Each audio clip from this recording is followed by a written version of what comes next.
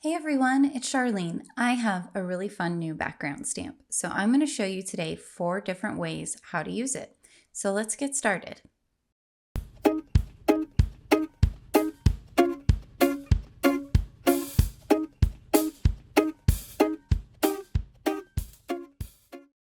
So the first way you can use background stamps is with multicolor stamping. You can do this with oxides, with regular dye inks, pigment inks, pretty much whatever you have.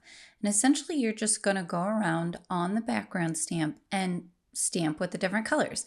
Now make sure you put the paper in there. I almost forgot to have the paper in there. And I did remove the insert since this is a background stamp and it's foam mounted, a rubber foam mounted stamp. You do have to remove the insert if you're using your MISTI. But you get this really fun result with all these different colors on the back. So for this second way, I'm going to be using spray stains. So I'm just using 2 different spray stains. These ones are the mica and they were limited edition, but I will link down below in the description to anything that's still currently available.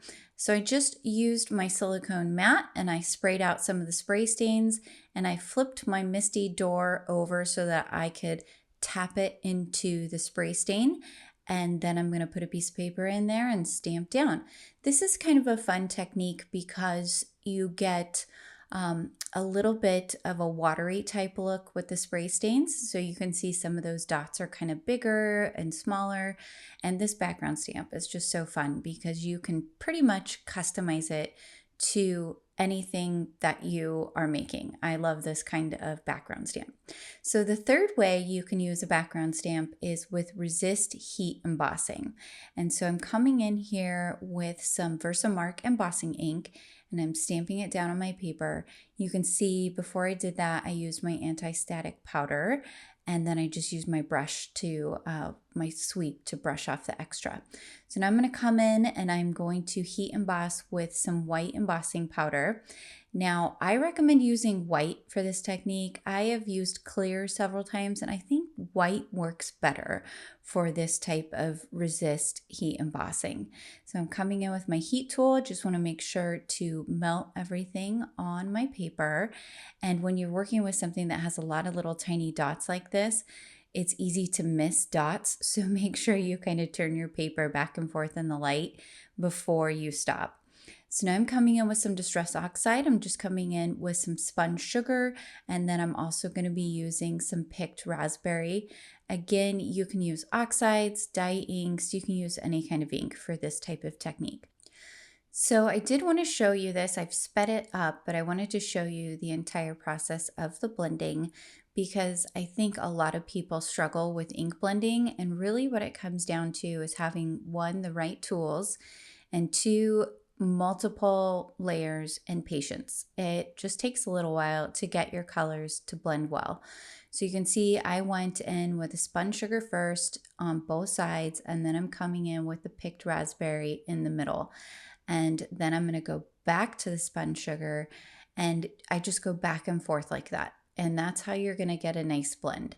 And what I like to do is kind of tap my blending brush off to the side so that I can sort of avoid those streaky lines.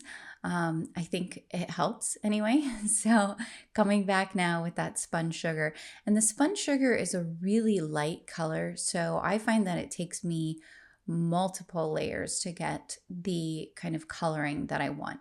So you can see when I'm coming in there, I'm just using a circular motion and I just work the ink down and around and into the other color, whatever that is. Now I'm going to switch back again to the picked raspberry. So you can see there's that back and forth, and I'm going to blend that out into the spun sugar. So once I finally get it kind of where I like it, I do sort of an all over blending with a clean brush when I'm doing colors like this. I think it helps. It just adds that little bit of extra movement of the ink on the paper. And the nice thing about the Distress Oxides is as they dry, they blend out more, which is really nice. So when I'm done, when I'm doing this resist technique, I like to take a microfiber cloth, and you can use a paper towel, but I've just found that the microfiber cloth works better.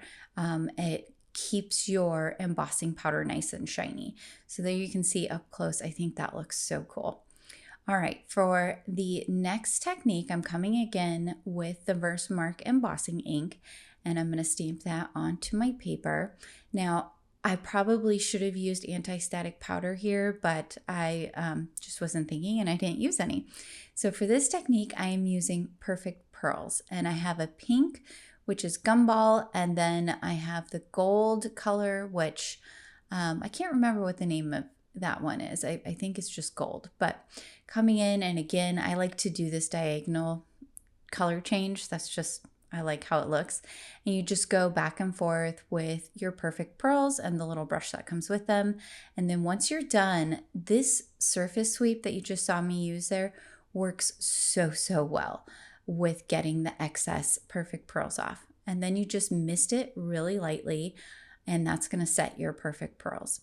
So now I'm going to use that background that I just created with the Perfect Pearls, and I'm going to make a shaker card. So I used the Slimline ATC, that's Artist Trading Cards. I didn't know that when I bought the die.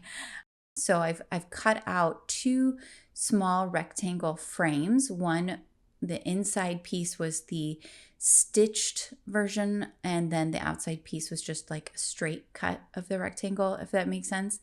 And then I adhered a piece of acetate using double-sided tape. Now I'm going to come in with foam tape, and I'm going to go all the way around, and I'm going to remove 3 sides of the foam tape. I'm going to leave 1 piece of release paper on there because I need a spot in order to get my confetti mix in there. Now, a lot of people like to put the confetti mix down on their paper and then just cover it with the shaker.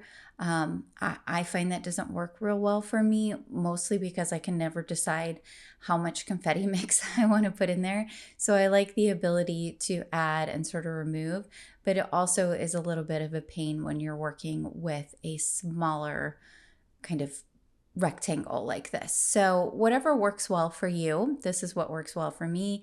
You also can double up the foam tape, so it's 2 layers, and that's going to allow you to have a little bit more movement of the shaker mix, whatever you're using inside of there.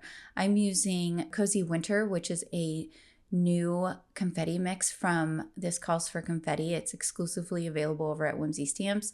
A friend of mine that's also on the Whimsy Stamps video team, this is her mixes, and they're beautiful. I love them so much. I'm so glad that I get to be able to play with them. If you guys are enjoying this video, please do hit the like and subscribe button, as well as the notification bell. It helps my channel, and it helps me to continue bringing you crafty content. Okay, back to the card. Coming in, now you can see there I added double-sided tape on the spot where it's going to layer over the other piece. That's what I'm doing right now. And then I added foam tape on the remaining parts so it can be level with that other rectangle. So these are going to overlap, which is kind of a really cool look. And there may be a better way to do this, but this is how I figured to do it, and I think it worked really well.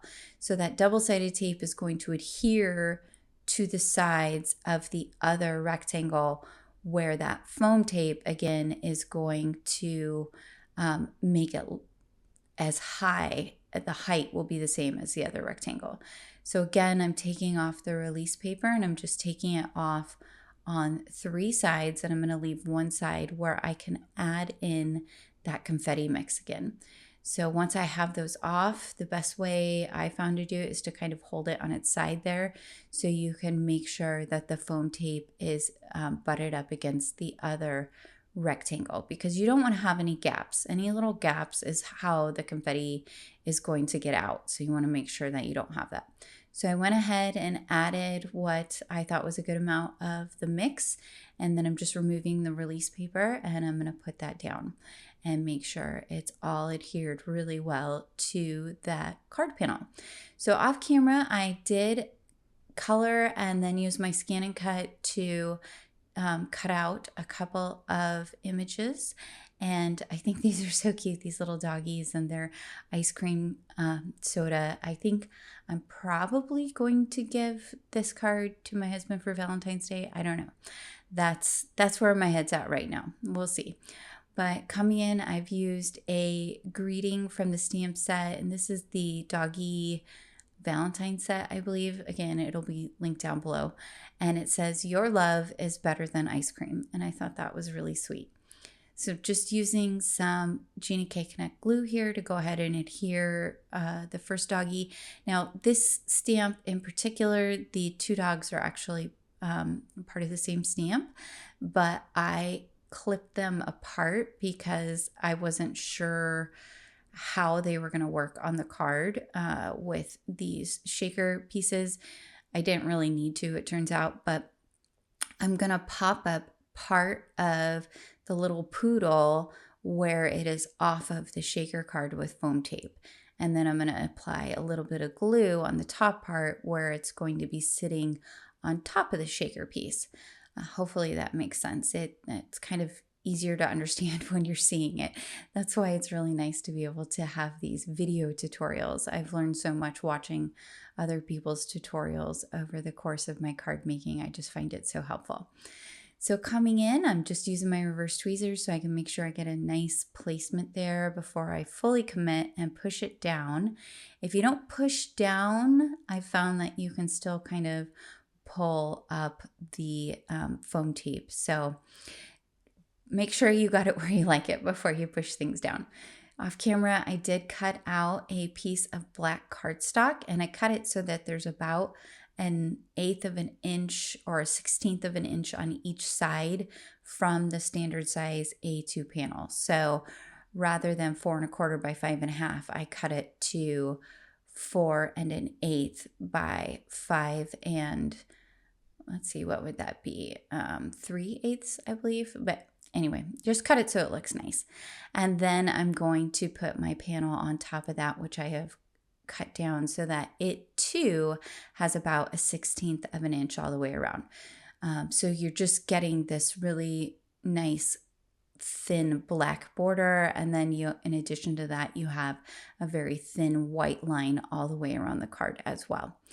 All right, well, there is my finished card. I'm really happy with how this turned out. I hope you guys like it.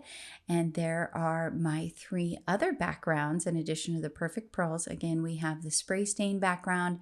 Then we have the multicolor stamping with the Distress Oxide. And then we have the heat embossing resist technique. All right, guys, you have a wonderful day. I will see you again soon with another video. Happy crafting.